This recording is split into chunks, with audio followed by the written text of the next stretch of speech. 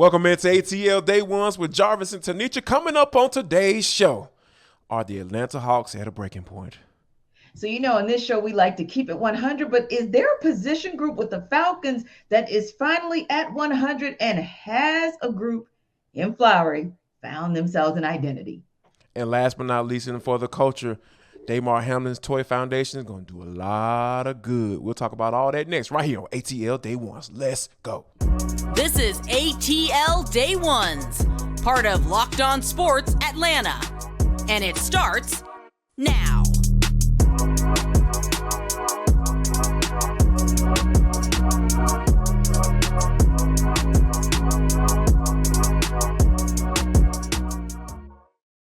I just want to start off by saying thank you for making ATL Day Ones your first listen of the day. And remember, we're free and available wherever you download your podcast. Wherever you download your podcast, make sure you leave us a 5-star review. We really appreciate that from you in advance. Today's episode of ATL Day Ones is brought to you by Bet Online. If you guys are tired of listening to us and you want to see what we look like, see what we do, our mannerisms and everything like that, how about you go and download that Roku and Amazon Fire app?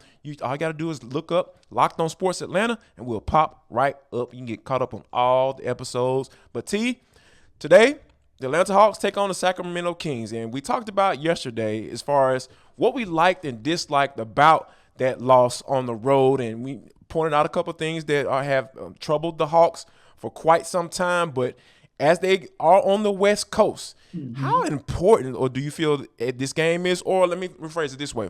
Do you feel like the Hawks are at a crossroads where it's probably either win or tinkle or get off the pot, so to speak? Yeah, Jarvis, I think we are getting to that point because we're now 37 games into the season, which means we're just a hair away from the midpoint of the true midpoint, not, as we treat it like all-stars, the midpoint, the true midpoint of the season. And you do have to say, at what point do they show up? Like, will the real Hawks stand up? Which one is it? And that's the thing that kind of like, for me, makes it a situation where, I feel like we're at a crossroads because I just never know which team is going to show up, not even game by game, Jarvis, but at this point, minute by minute, because just as you and I spoke about yesterday in yesterday's episode, we talked about what we saw Monday night, and there were moments, as per the Hawks' usual, there were moments that you had to have excelled because that's the only way you would have dug yourself out of a 21-point hole. But you were in a 21-point hole, and then at the moment when you needed to dig out the most, you just didn't execute on the basics. So, I think we're at a crossroads because it's like, okay, yes, you played them at home and had quite a substantial lead on them, right, when you beat the Kings. But you only beat them by, like, single digits. So that's my question, like, which team is going to show up? Because the Kings continue to be on a positive roll. They continue to improve as a team. And I guess my thing is, if that's the case, then what are you going to who's going to show up tonight? How are you going to show up tonight? And how are you going to show up for all 48 minutes? Because that at this point is what we need to see. Yeah, and that's the thing, right? When you think about what this team has gone through, right? Dealing with the injuries, Bo being out for an extended period of time to start the season.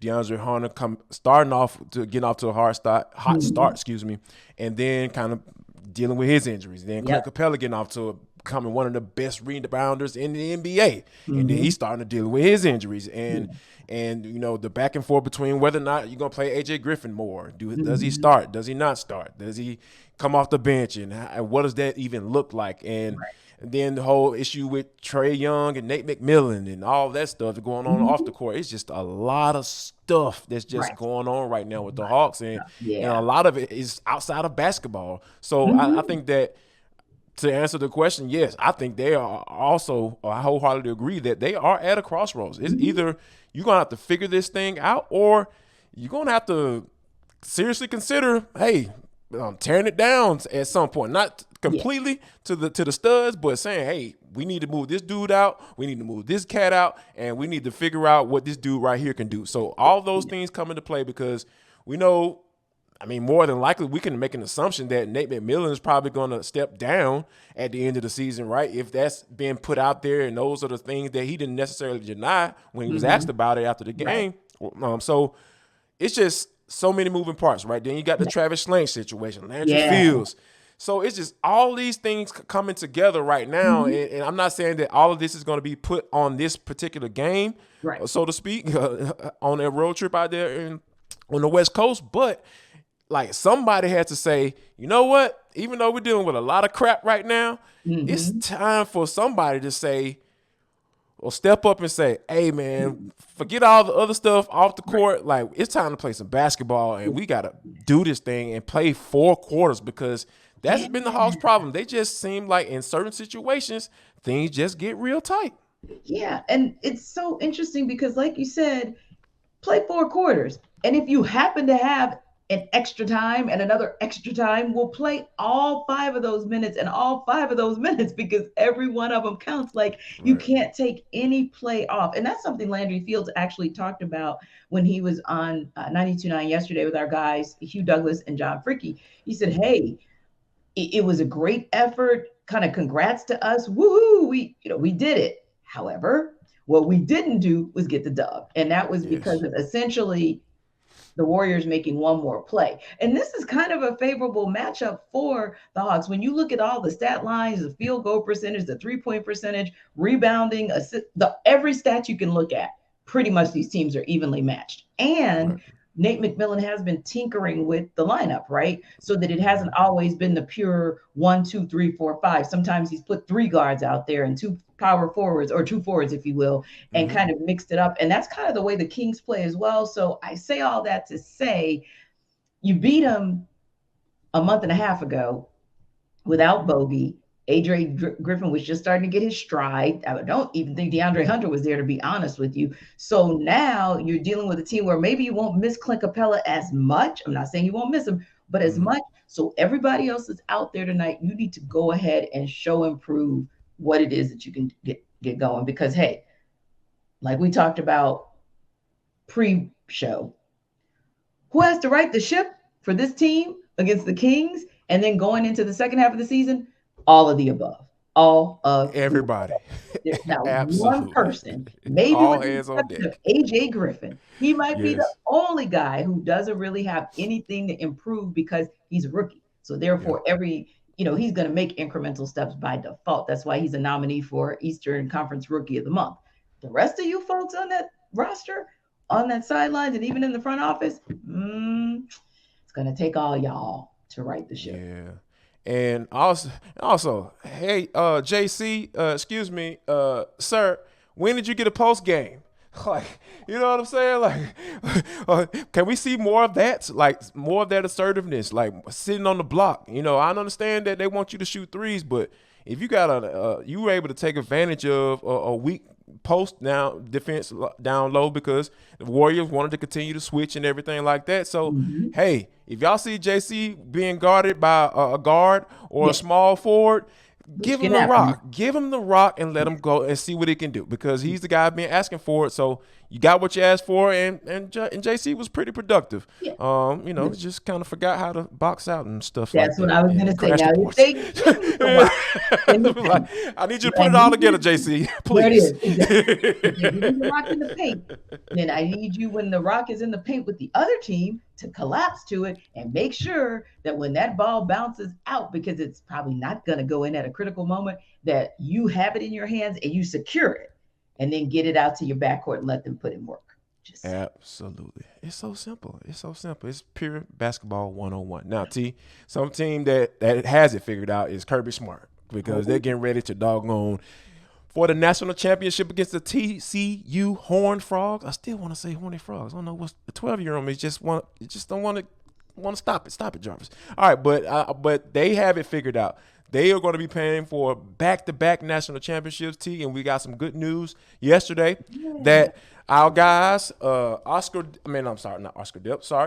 Washington, Warren McClendon, and Chaz Chambliss, they are quote-unquote hopeful, according to Kirby Smart, that they're going to be back. And I think that when you think about that first name, Darnell Washington, we know exactly what he brings from a blocking standpoint and the mismatch that he is in the passing game. So if the Bulldogs are able to get him back, and to be honest with you, you're talking about a high ankle sprain, being on crutches in that second half of that game, I don't see it. But if he's out there, we know that the Bulldogs, that with that 12 personnel and that other dude over there, the best player, college football player in the country, I said it, Brock Bowers, the Georgia might be well on their way to going back-to-back.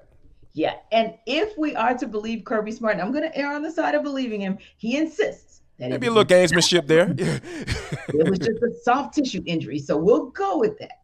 Yeah. Let Kirby slide with that, and if so, then yeah, absolutely, that's going to be trouble, because I still believe that maybe for the purposes of not letting Ohio State get comfortable, Todd Monken had a lot of plays that were designed for Darnell Washington, but also to your point, he was going to use him effectively as a blocking tight end. And when you took that option away from him, I do think for a minute, Todd Monken had to kind of figure it out. So if you can have him in as that extra weapon, along with Brock Bowers, when you are doing 12 or dare they go 13 personnel, but when you go that route, then you really have two weapons to make TCU kind of think twice. So yeah, I'm excited about even the possibility of coming back, because I just think that gives Todd Monken just a few more options with the tools in the toolkit.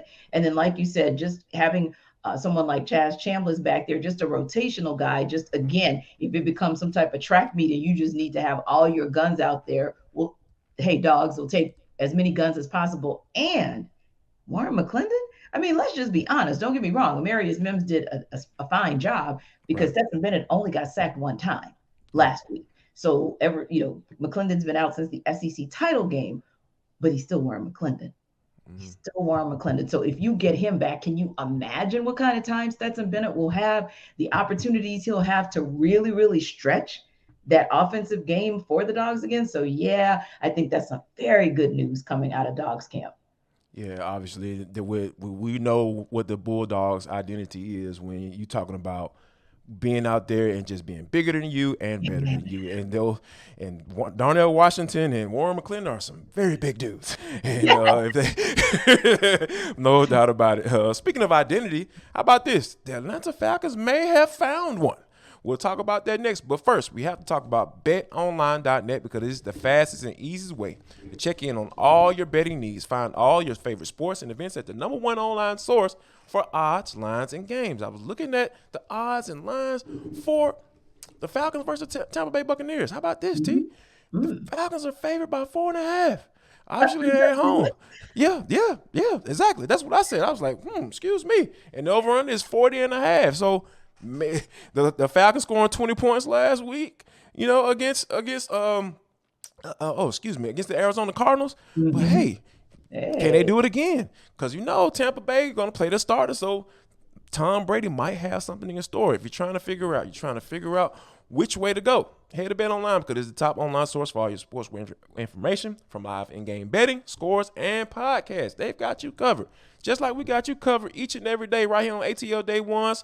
For a podcast standpoint, they got you covered for all your sports wager information. So they got everything you need in order for you to make some money. So head to BetOnline today, or use your mobile device to learn more about the action happening today, because BetOnline is where the game starts. Yes, and where the game and the season started, according to Arthur Smith, was that there's about 60% of that O-line that was not set for the Falcons. Now, as we wrap the season, we look ahead to next season and even think about the strides that we have seen across that O-line, Jarvis. I feel like they're finally maybe getting closer to being 100% up front. What do you think? Wow. To be honest with you, that's the thing that, coming into the season, everybody was, including us, we were talking about how the 60% of the offensive line positions are up for grabs. So Chris LIndstrom and Jake Matthews, y'all straight. Y'all good. But everybody else, hey, you better figure it out. and I think that, when you look at just going through some of the numbers, T, you're talking about at running the football, 6th in the league, rushing yards total, 3rd in the league, and yards per carry, 5th in the league. That sounds like improvement to me. So, hey, now from only thing I would say about that is I will say probably about 20% is probably up in the air, right? And that's the left guard spot, because we know Caleb McGarry, if they work out the money situation, which I think they could probably come to an agreement on, necessarily. I think they can figure that out, because he's probably one of the better run blocking tackles in the NFL. And that was from a number standpoint and an eyeball standpoint. So I think you're pretty much set there. Now, I think right now, we talked about it a little bit yesterday as far as with them potentially maybe liking Matt Hennessy a little bit. You know, you can get him for cheap. So are you going to go bargain basement shopping at the left guard spot? Try to bring Elijah Wilkinson, have those guys kind of battle it out in training camp. You know they like competition. So I think probably you went from 60% of the offensive line spots being up for grabs to about 20%. So, hey, that's growth for me. And that's it. That to me, T, that sounds like you're establishing some type of identity of what you want to be and what you want people to know what's going down each and every Sunday. And I think that the Falcons have established that. Yeah, and that's a great point that you make, because we look back in early December, I think it was around December 12th, where the Falcons announced that Matt Hennessy was going to be designated for return. So we're kind of like right there on the cusp of Willie won't he? I mean, we might be able to see him Sunday. You never know, right? Because it's that past that 21-day window. Right, yes. If I'm correct. So that might give us an opportunity at a sneak peek to see what he looks like at left guard, especially because Elijah Wilkinson isn't practicing today. So there's probably the likelihood of us seeing him slim to none on Sunday. So I love that opportunity to see what Matt Hennessy may give them. And then the other piece there is this. I agree with you. I think we're about 80% of the way there. And I might even say 90% because, hey, you at least have some solid options at left guard, which is more than you could have said at the beginning of the season across that whole space, right? It was Nathaniel last year, and Nathaniel's not a person. I mean, he's nothing. And it's a slang term for nothing. It was nothing at guard last year. It was crickets. Keep it funky. It was straight crickets. And then you look at what the O-line has done in a very critical piece. How many times were we talking in the last 3 to 5 years about Matt Ryan being sacked more than 40 times, being the number one, the most sacked quarterback in the NFL? Marcus Mariota was only sacked 28 times. 28 times through his 12-game, 13-game tenure with the Falcons this season. So I do think that also speaks volumes to what the Falcons have been able to do, particularly that O-line, in improving their protection and giving him the opportunity to set, regardless of what he did with the opportunity. But they put him in position to do what he needed to do. Now, the other piece there is this, Jarvis. Another thing we've been talking about, we started this conversation at the beginning of the season, kind of looking at it overall and then kind of breaking it down with the identity of the offense and the defense. I think that as a team, the Falcons, you can say, are still trying to build their overall identity, although I would say they kind of are a little smash mouth all the way around. I think they're kind of edgy in that space. But I think particularly the offense has begun to just really get an identity. You called out some great numbers there when you talked about the fact that when we look at rushing yardage and when we look at overall rushing performance across that unit, we're talking about 3rd and 6th respectively in the entire league. Yes. To me, Jarvis, when I look at what Tyler Algier has done the last several weeks and getting himself closing in on like 1,000 yards, rushing and doing things that no rookie has done in Falcons history. And then we think about Cordell Patterson and what he was able to do in the beginning of the season. I think they have their identity. And I think their identity is smash mouth football, particularly running it down your throat and daring you to stop them.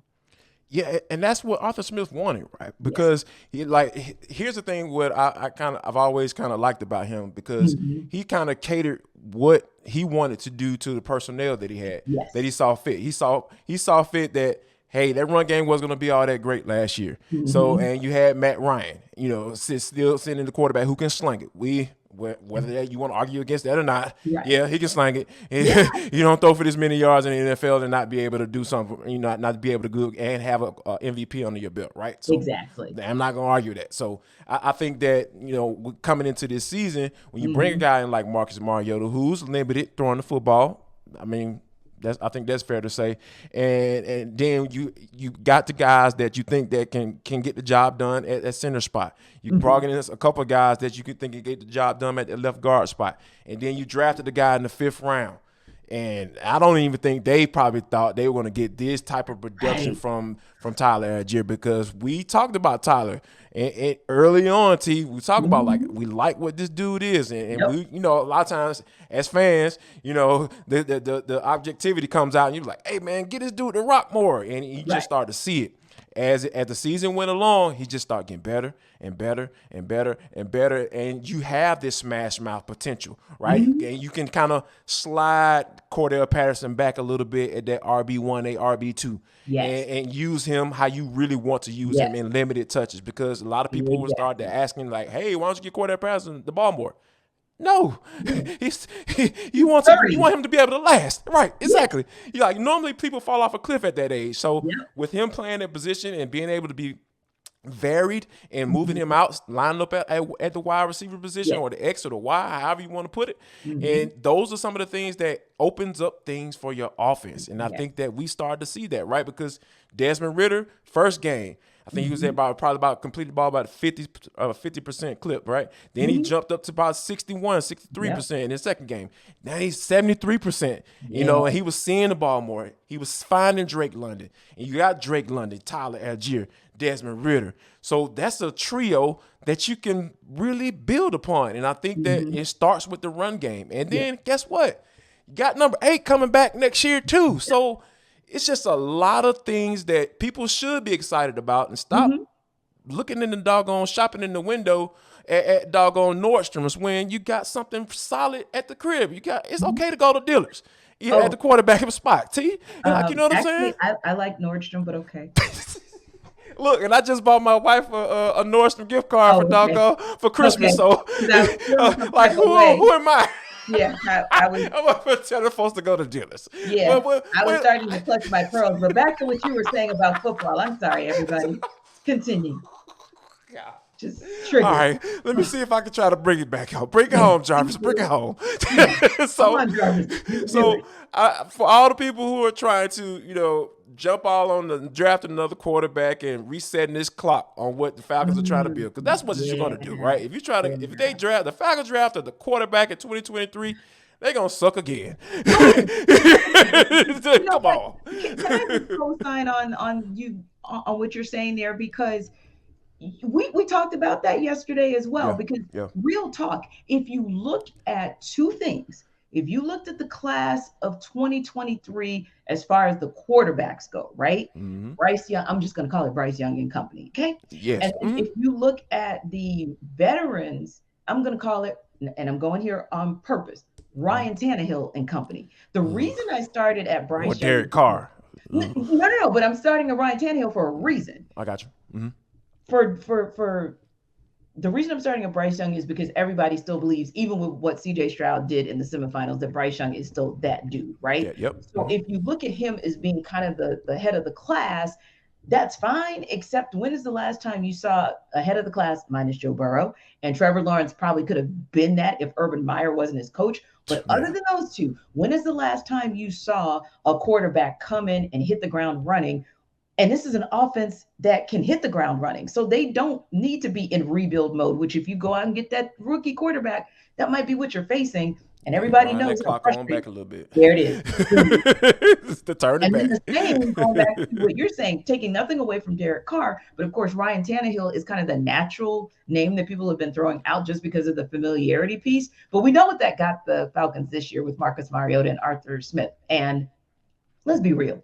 Ryan Tannehill is going to come in wanting to be a starter. He's not coming in to build up Desmond Ridder into a starter because he wasn't going to build up Malik Willis. So what veteran out there is going to do that? Maybe Andy Dalton would do it. And I'm just giving him as an example, not saying you want Andy, but just he might be someone, or maybe a Joe Flacco might give it a whirl for one more year. But other than that, Jarvis, that probably means Desmond Ridder is your guy that you might want to rock with. And if indeed he is that guy, then that may not be a bad thing, especially like you said, because if you get one of your weapons back, you get the unicorn back, and then you maybe add one more weapon for your passing game, you already got weapons for your run game. Yeah. Your O-line has started to settle in. I think you got something on that offensive side. I think that goes back to, and I'm sorry, everybody, Tenitra's daily PSA until the NFL draft. That goes back to defense. So that being said, because we can I definitely love that PSA. about Give that, me but that PSA every day, T. that ATL day one absolutely will not fall back on it. Another PSA that we will not fall away from is Locked On Sports Today. There's so much information out there about Damar Hamlin and what's going on with him. Everybody's trying to get to what really is going on. You want to know? Check those guys out because they definitely give you real-time information. We all know at this point, Jarvis, that the Bills and Bengals game for this week will not be played. We don't know what's going to happen next week. That's where you can go for that information or even reaction to some of the things that you might have heard out there. Like today, the fact that the Bills said, hey, we're going to do a walkthrough. We're going to talk, but we're not doing any media availability. Go to Locked On Sports Today, and you can get all of that information right there. Hey, you check us out on the Odyssey app, at YouTube, or wherever you download your podcasts. Make sure you do the same with them, because the other piece there is this, and you're about to hear it. And For the Culture, they also have Take of the Day, where they will give you some great reaction to all of the things, not just going on in the NFL, but all around the world of sports. Absolutely. Locked On Sports Atlanta family. How about this? ATLday1s@gmail.com is the way you get in contact with the program. ATL Day Ones is the way you get in contact with us. If you got any suggestions, comments, critiques, we take it all right here on Locked On Sports Atlanta. ATL Day Ones is your place to be. So shoot us an email, shoot us a note. We'll respond. I promise you. I'll at least respond because, T, she got about 17, 11 jobs. So, we're still working on that for 2023. It's all, we're about to let it be in 2023, T. But this is, For the Culture, it is the intersection between sports, entertainment, and the culture, and sometimes whatever the hell we want to talk about, because that's how we get down on this show. Today is no different. And when we talk about the story of Damar Hamlin, I don't know why I keep on calling him Damar Hamlin. That's his country Bama name. Yeah. When he's visiting his folks in Alabama. Hey, Damar, what's going on? Me being country, shocking. So we talk about Damar as far as, Damar Hamlin, excuse me. Yes, so talking about his toy foundation. And originally he had set it up for it to be only $2,500, for help underprivileged kids back in his hometown in Pennsylvania. But now, T, the bad boy has lit up to $6 million from people from Bob Kraft, teams, Tom Brady. It's just Russell Wilson and Sierra. Everybody has just been pouring into this foundation. And I'm thinking, when you look at the amount of money that is being put into this, it seems like it's just going to help a lot of folks in need. That's for sure. Indeed. And I so hope that his family is letting him know, because a lot of times, and this goes outside of the realm of medicine as far as the science of medicine, but there's that other piece about positive energy being around you to Indeed. Keep your spirits high, to kind of bring you back into a healthy space, right? So I hope they are telling him this, because I'm sure that would warm his heart to know that he was just out there asking for just a few modest dollars, right? Right. And I'm sure he probably would have matched it. I'm sure the Bills probably would have matched it as well, or maybe even the Steelers, because he does have a relationship with that family, with that organization. So you never know. Somebody probably would have matched it. But my God, like 6.1 mil. I mean, kids are going to just be blessed for so many years to come. And I would not be surprised if there are some other areas that he may have wanted to go into that maybe he didn't have those financial resources to be able to do it at that time, but now he can probably bless his Pittsburgh community even that much more. So, man, that was exciting. And then, too,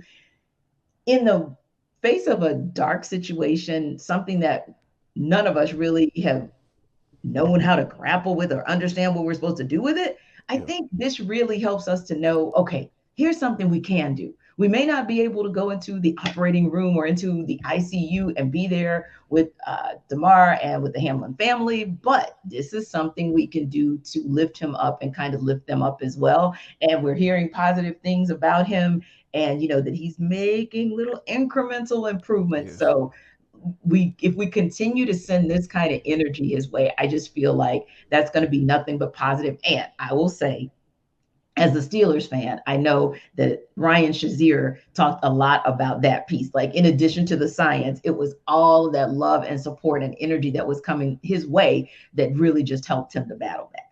Yeah, and that's what you look for in these times, right? For people to support and to reach out and show the good.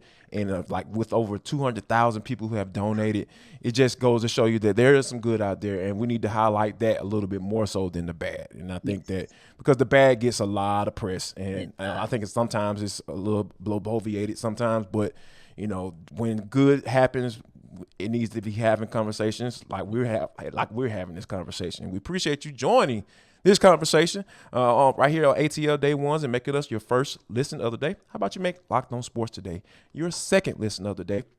And don't forget, you can download it wherever you get your podcast, and whatever you get this podcast, you can download it right there. So make sure you check those guys out. They got a lot of good stuff talking about the national stories, just like we are as well. Now, coming up tomorrow, will the Hawks get it done? We'll discuss right here on ATL Day Ones. Don't go anywhere. Y'all come back now, you hear?